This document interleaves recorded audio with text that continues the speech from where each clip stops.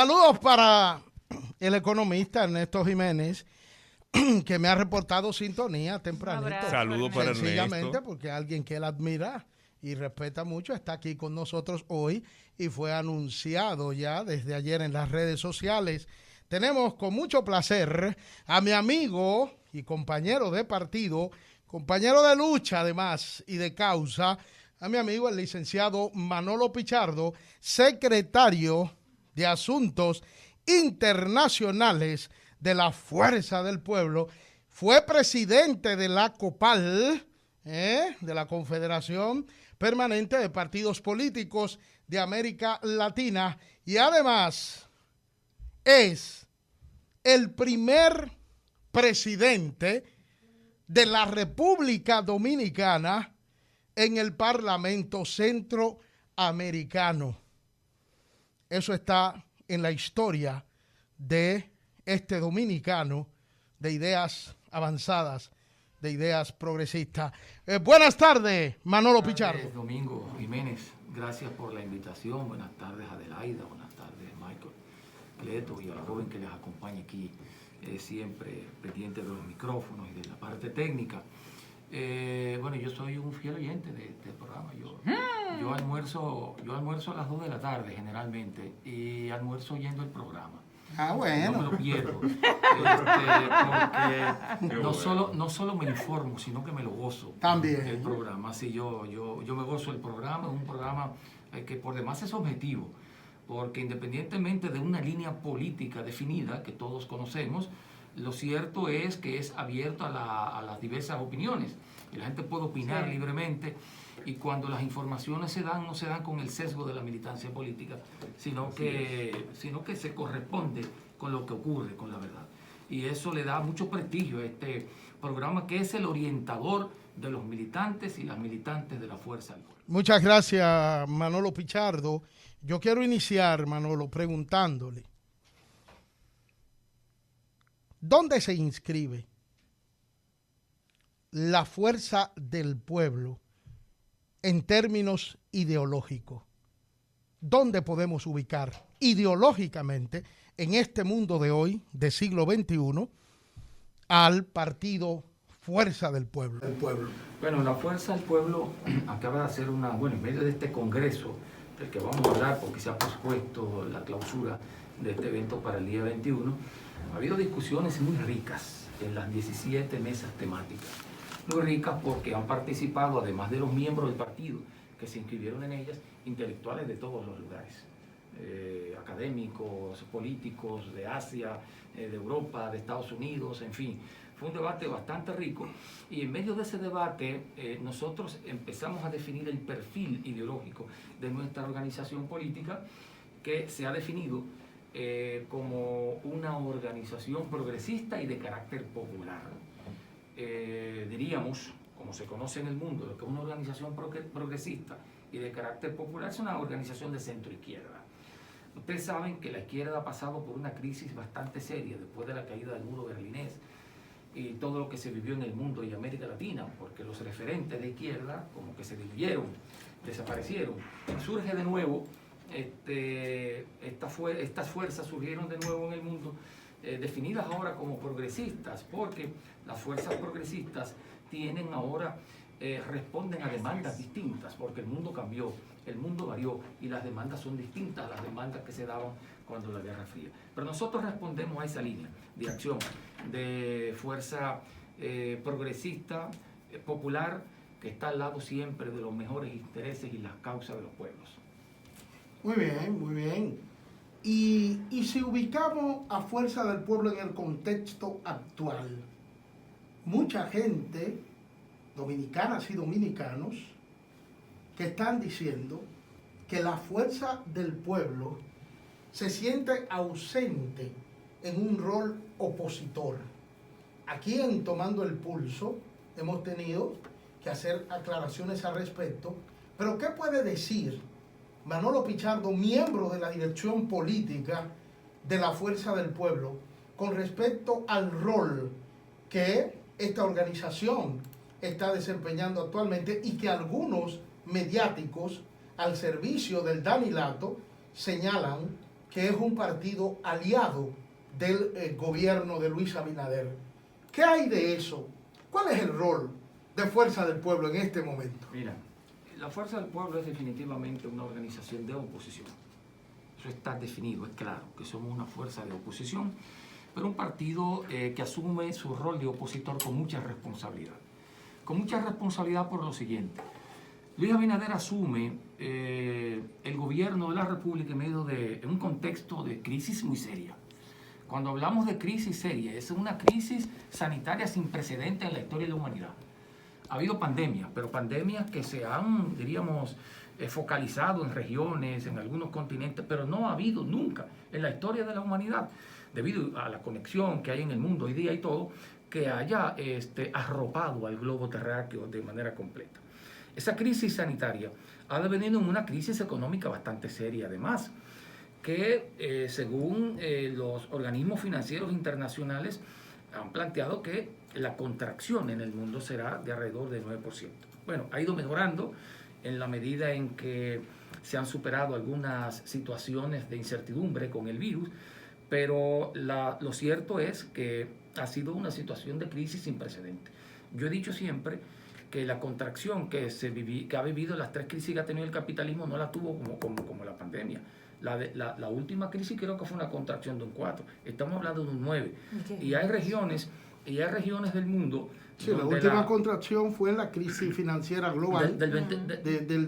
Perdón, la del 2008. 2008-2009, correcto. 2009, que no y llegó, se habla de una contracción que... No llegó a 4. No llegó a 4. La del 2020, la segunda, que fue la del 29, yo creo que alcanzó un 4. Estamos hablando de una contracción de un 9, según los organismos financieros internacionales. Y de República Dominicana, de una contracción que ha mejorado un poco, que se dijo que sería de 9.2, luego se habló de 7.2, de todas maneras. Correcto. 7, 6, es algo catastrófico, catastrófico que implica, una contracción implica pobreza, o sea, nos hemos convertido en un país más pobre, donde la gente ha perdido sus empleos, donde la gente está enferma, en fin, donde han quebrado muchísimas empresas emblemáticas, incluso en la República y el mundo.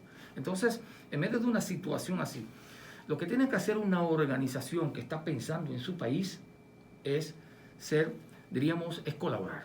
O sea, tener un espíritu de colaboración con un gobierno que se encuentra con esta situación. Eso es lo responsable. Ahora bien, nosotros también hemos asumido posiciones críticas con relación a algunas situaciones que entendemos que no están bien, que entendemos que el gobierno ha tomado de manera equivocada. Y en el caso precisamente de la pandemia, en el caso en lo relativo al toque de queda, nosotros asumimos posiciones contrarias a las que había asumido el gobierno, a las medidas que había asumido el gobierno. Pero nosotros también hemos asumido posiciones de advertencia al gobierno en lo relativo al plan, por ejemplo, de vacunación, que ha sido una incertidumbre y que el pueblo no sabía, y Leonel se refirió a eso. Pero nosotros, a través del presidente del partido, del líder del partido y de algunas secretarías, han advertido también de la situación alimentaria. Hemos advertido, además, y lo ha hecho Domingo Jiménez sobre el tema de las cancelaciones, porque yo voy a decir una cosa. ¿Y a quién se le ocurre, en medio de una crisis como lo que estamos viviendo en la República Dominicana y el mundo, sacar personas a la calle? O sea, tú estás en medio de una crisis. Los precios de los productos de consumo se están incrementando, de los servicios se están incrementando. Encima, tú vas a lanzar a la calle a una persona que tiene hijos. ¿De dónde va a comprar la leche? ¿De dónde va a pagar la luz? ¿De dónde se van a vestir? ¿De dónde van a comer? El alquiler de la casa, los servicios básicos. Una gente encerrada que no puede tener ni una televisión. O sea, es cruel, realmente es cruel. Perdón, y la Fuerza del Pueblo ha asumido posición respecto a estas cuestiones. En ese punto, Manolo, cuando toca el tema de una persona pobre que no pueda tener ni un televisor, hay un tema que con todo y pandemia no se puede y no se debe quedar, que es el tema de corrupción. El 10 de noviembre del año 2020, el expresidente Danilo Medina jura ante el Parlamento Centroamericano, Parlacén. Y esta juramentación trajo una serie de debates. Y dentro de eso viene la pregunta: ¿puede un miembro o un diputado del Parlacén ser juzgado ante la justicia a propósito de que el Danilato está en la mira de la justicia por todas las cosas que se dice y todos los supuestos actos, porque todavía no han sido condenados, de malversación de fondos? Mira, hay mucha especulación con respecto al tema. Al expresidente Danilo Medina le corresponde su juramentación como expresidente, así lo establece el Tratado Constitutivo del Parlamento Centroamericano. Lo que me parece extraño es que quiso juramentarse de manera clandestina, según me enteré. Estaba programada su juramentación y no lo sabía ni siquiera la bancada de la República Dominicana. ¿Cómo va a ser? Sí. Entonces, no entendimos por qué clandestino. O sea, generalmente a mí me tocó juramentar, por ejemplo, a varias presidentes y bueno, y eso se hizo en el Pleno, se hizo en la sede, respondiendo a una agenda previa, ¿no? Aprobada por el Pleno del Parlamento Centroamericano. Entonces, en el caso de él no estaba ni agendado, ni siquiera lo conocía la bancada de la República Dominicana y no entendemos. Por eso hemos dicho, si la idea era buscar impunidad juramentándose en el Parlamento Centroamericano, eso no es posible. Y no es posible por lo siguiente: el Parlamento desde hace mucho tiempo venía siendo atacado porque la gente acusaba a la entidad de ser un refugio de políticos perseguidos por la justicia, expresidentes o diputados que se iban al parque, se postulaban para protegerse, ¿no? Porque obviamente tienen lo que llamamos jurisdicción privilegiada, como tienen todos los diputados. Ahora bien, el Parlamento Centroamericano, por ser víctima de tantos ataques, decidió lo siguiente: todo el que fuera requerido por la justicia, no importa que fuera un expresidente o un diputado electo mediante voto popular, sería despojado en el Pleno de su inmunidad parlamentaria. Todos los que han llegado y han sido requeridos por la justicia han sido despojados de su inmunidad parlamentaria. El último de ellos, que me tocó conversar con él, porque tuvimos una situación un tanto difícil, con una relación difícil en ese momento con el gobierno, fue el presidente Martinelli de Panamá, que ustedes saben que era requerido por la justicia. Él se juramentó en el Parlamento Centroamericano, pero el Parlamento Centroamericano tiene que responder ante los tribunales. Lo único que le facilita eso, y no me parece ni que sea bueno, es que le da una jurisdicción privilegiada, o sea, que lo juzgue la Suprema Corte de Justicia, pero eso no es una ventaja, pero eso es una desventaja, porque resulta, bueno, en el caso de Danilo pudiera ser una ventaja, porque me parece que él tiene control de la Suprema Corte de Justicia, pero de lo contrario, cuando son despojados, tienen que ir a los tribunales ordinarios. Tú vas a un tribunal ordinario, si te falla ahí, recurre y tiene más posibilidades. En el caso de él, quizás él quiso ese tribunal y esa jurisdicción privilegiada porque tiene el control de la Suprema Corte de Justicia. Quizás por eso.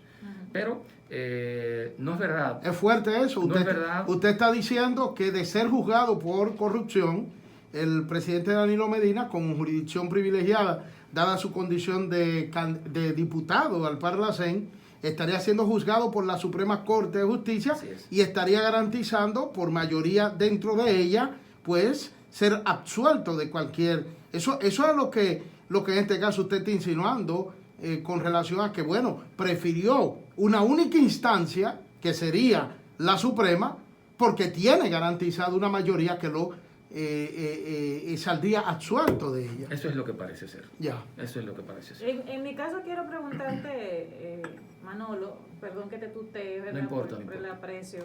En este caso de la diplomacia, República Dominicana, en toda esta experiencia ya, ¿verdad? Y como secretario de Asuntos Internacionales de Fuerza del Pueblo, ¿cómo ves el manejo que ha dado el gobierno a los temas de relación diplomática con las diversas naciones que ya tienen relaciones establecidas? Y segunda pregunta, el presidente ha anunciado una verja perimetral en la línea fronteriza Haití-República Dominicana. Sabemos cómo siempre vienen esas fuerzas internacionales a presionarnos e incluso a impedir que República Dominicana pueda, entre otras cosas que debe hacer, reforzar su línea fronteriza por los problemas que ya tiene? Mira, en principio el gobierno yo creo que dio algunos traspiés en lo relativo a la política internacional, lanzándose en brazos de un país que él piensa que es un hegemón y no lo es. Nosotros vivimos en un mundo multipolar y el país que ellos creían hegemón es un país que va perdiendo influencia en el mundo. Tan así que yo decía el otro día que ya Davos no se celebra en Davos. ¿Y dónde? Ya Davos no se celebra en Davos, porque el poder se está moviendo a Asia, ¿verdad? Eso es así. Y quien hizo el discurso principal en aquella reunión fue el presidente Xi Jinping, que no uno de los presidentes estadounidenses, porque incluso el presidente Biden no fue a esta reunión, ni la anterior ocasión tampoco fue Donald Trump. No. Entonces, un país donde, un mundo donde la situación va cambiando, tú tienes que ser pragmático, tú tienes que manejarte con inteligencia a nivel internacional. Tú no puedes rechazar amigos, tú no puedes rechazar inversiones, tú no puedes, porque ahora, ¿qué ha resultado? Aquí no permitimos inversión de China en temas estratégicos. Pero resulta que quien nos ha salvado la campana con relación al tema sanitario y las vacunas es China. Así es. Entonces, por eso, uno tiene que manejarse con cautela. Y la diplomacia hoy día es esa, ser pragmático. Tú tienes, si bien es cierto que Estados Unidos es nuestro principal socio comercial, bueno, es nuestro socio comercial, pero nosotros tenemos que tener la libertad de tener relaciones diplomáticas y comerciales con quien nos parezca, ¿verdad? Siempre que sean relaciones de beneficio mutuo. En ese sentido, yo creo que empezaron mal, han recogido sus cosas, ¿verdad? Esas palabras las han tenido que recoger porque se han encontrado con la realidad de que el mundo cambió, de que no es así. Con relación al muro, bueno, es un tema bastante polémico, delicado, difícil de tratar, la verdad. Pero hay una situación en la República Dominicana, le contaba yo a un periodista argentino que hablaba conmigo ayer sobre el tema, me llamó para hablarme del tema, porque ha sorprendido en Argentina que República Dominicana y en Sudamérica se vaya a construir un muro. Yo le explicaba, mira, la cuestión es la siguiente. La comunidad internacional, que es algo muy acéfalo y que tú no lo puedes ni definir ni encontrar, la comunidad internacional es algo aéreo, que tú no sabes ni lo que es, ha dejado a ese país a su suerte. Después del terremoto, ustedes recuerdan que se prometieron ayudas que nunca llegaron. La MINUSTAH estuvo allí, pero resulta que las fuerzas militares, las fuerzas represivas o la fuerza del orden, como se quiera, no paren instituciones. No paren instituciones. O sea, el desarrollo de un país se da por la situación productiva, ¿no? Por la base productiva de un país, que son las que van creando el desarrollo y creando las instituciones que fortalezcan un gobierno y que hagan un Estado viable. Pero eso no ha ocurrido en Haití. Han dejado a ese país solo, suelto, y la gran responsabilidad la tiene la República Dominicana. ¿Qué ha pasado? Una migración descontrolada. Se dice que algunos dicen que hay más de 500.000 de haitianos en la República Dominicana, organismos internacionales lo dicen. Muchos dominicanos dicen que hay 1 millón. No sabemos. Lo cierto es que, según informaciones que tenemos, hay hospitales de maternidad que los pacientes son más de un 95% haitianas. La maternidad y resulta, gracia. y esto yo lo he vivido porque lo tuve que vivir y tuve que llamar a un amigo del gobierno pasado llamado Chanel, que siempre fue muy presto a ayudar y eso. Chanel Rosa. Sí, Chanel. Había una persona que quería dar a luz y le estaban cobrando cerca de 100,000 pesos por el parto en un hospital. Entonces ella se quejaba y me decía, pero es que yo estuve en el hospital, yo veo las parturientas haitianas, lo hacen de manera gratuita. ¿Por qué si yo soy dominicano tengo que pagar una queja? Se lo dije a Chanel. Entonces, todas esas situaciones, esa presión en el sector salud de la República Dominicana, la presión también en el sector educación, porque hay muchas escuelas de la frontera donde el 80% de los estudiantes son haitianos. Entonces, es el presupuesto nacional. Entonces, ante esta situación, la sociedad está un poco, bueno, ¿por y hasta dónde eso? Porque en ninguna parte del mundo es permitida una migración descontrolada y no regulada. Porque una migración no regulada genera inestabilidad en un país, inestabilidad económica, vulnera sus instituciones incluso. Entonces, lo del muro, aunque es un poco delicado el hablar de ello, parece ser que cuenta con el concurso de la mayoría del pueblo dominicano. Parece ser que cuenta. Yo no quisiera fijar una posición en torno a este tema tan delicado. Yo lo que sí creo es que debe haber una regulación estricta de la frontera en la República Dominicana. Eso hay que controlarlo realmente, porque aquí hay un tema donde no se aplica la reciprocidad entre países. Yo necesito, por ejemplo, con pasaporte diplomático incluso, necesitaba visa para entrar a Haití. Con pasaporte diplomático. Visa para entrar a Haití. Pero aquí cualquier haitiano entra sin cédula, sin nada. Sin acta de nacimiento. Entonces nosotros tenemos que organizar eso como nación. Muy bien. Eso no es posible, ¿verdad? Muy bien, ellos son más celosos que nosotros, cuidando, ¿verdad?, en su política migratoria. Sí lo son más celosos. Definitivamente son lo son. Volvamos a Fuerza del Pueblo, Manolo. Y esta posposición, un congreso que viene desde septiembre, cuando empezó con el precongreso el 6 de septiembre del 2020 y que inicialmente iba a concluir el 27 de febrero, según se había anunciado desde el arranque del congreso, del primer congreso del pueblo, profesor Juan Bosch. Pensábamos que este domingo tendríamos la plenaria y ahora no es que se está posponiendo para el 14, no, 15 días más. Para el 21 se ha anunciado en este día, este jueves, anunció la comisión organizadora del Congreso. ¿Qué pasó ahí, Manolo Pichardo? Lo que ocurre es que, como tú dijiste, teníamos previsto terminar el 7 esta parte del Congreso, ¿verdad? Sí. La conclusión ya del Congreso. Sí, dar a conocer todos los resultados de lo que se discutió y se abordó. Teníamos para el 7. El viejo partido, que sigue en su acoso, porque acosaban desde el gobierno y siguen acosándonos desde la oposición, que tenían un evento, aquel teatro de títeres que ellos van a montar el domingo, lo tenían para el día 5, ¿verdad? Sí. Y no sé cómo se enteraron que nosotros la teníamos el 7. Y mandaron 7. Para el 7. Entonces ellos la pusieron también el 7, ¿no? Bueno, en ese acoso, ¿no? Nosotros, Sí. por un acto de decencia política, porque lo que han hecho es un acto de indecencia política, para respetar, le dejamos su día 7 y entonces decidimos hacerle el 14. Pero ¿qué ocurre? Vaya, tremenda sorpresa. El 14. ¿Qué tienen el 14? El 14, cuando nosotros vamos a reservar el lugar, que es el Centro Olímpico, nos dicen que está reservado por los acosadores del viejo partido. Santo padre. Entonces, bueno, pero ¿y no terminan ustedes su evento el 7? Pero cuando averiguan, no, lo que pasa es que vamos a hacer un cierre. O sea, vamos a hacer un cierre, o sea, no van a cerrar. Se inventaron un cierre para cerrarnos las puertas para que tampoco pudiéramos concluir el día 14. Bueno, lo hemos entonces mudado para el día 21.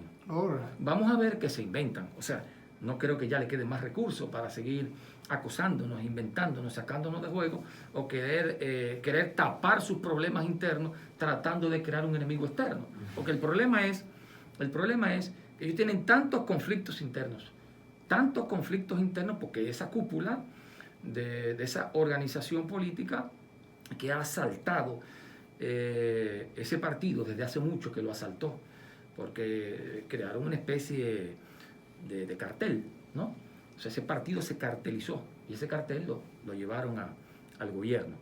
Y bueno, y actúan como tal, como cartel. Y como actúan como cartel, todo eso que pasó, tú lo dijiste, Domingo, lo del Comité Central, eso era una lista que ya estaba definida, y aquí lo dijo Deli Erasme, lo confirmé luego. Yo le dije a una amiga, no, mira, se van a mirar lista de 20, digo, ¿cómo va a ser? Uno de ese partido. Y me dijo, déjame buscar mi teléfono porque yo tengo una lista. Y cuando abrió, era exactamente los números que había revelado aquí en este programa de Deli Erasme.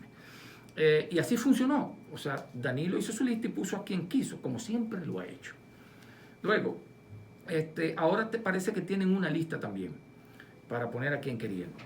Intentaron poner un secretario general, hicieron un ensayo ahí, pero hubo resistencia con el hijo de una persona que no conoce un comité intermedio de esa organización y de repente lo han puesto como el más votado, pero no conoce ni al PLD.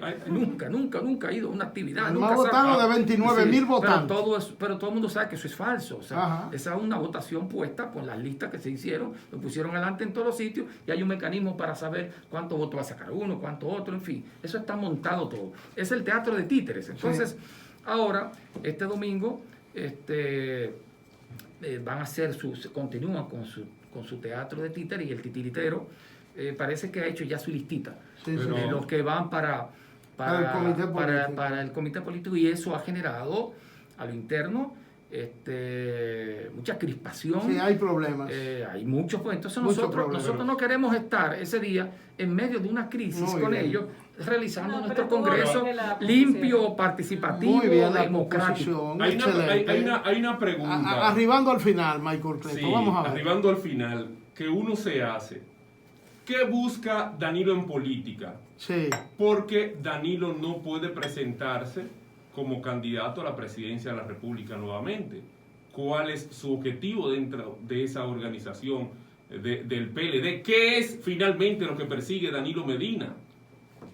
Bueno, mira, desde hace mucho tiempo, desde que lo conozco, él ha estado agrupado todo el tiempo.